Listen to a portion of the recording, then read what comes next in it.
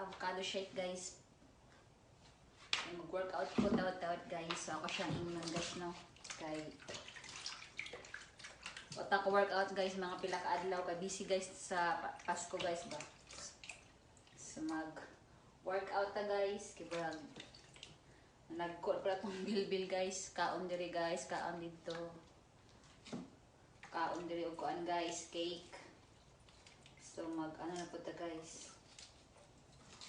Workout guys.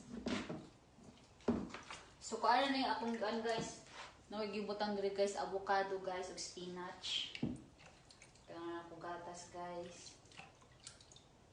Hindi na ako kung ano lang. Butang ako saging kayo kung lapot na kayo siya guys. So doon na ako gamahin gatas.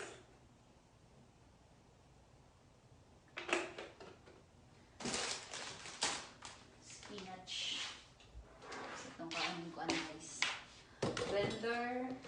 Ato siyang blender gawin. Sabi-sabi. Shake lang guys. Ato na isaksak guys ang blender.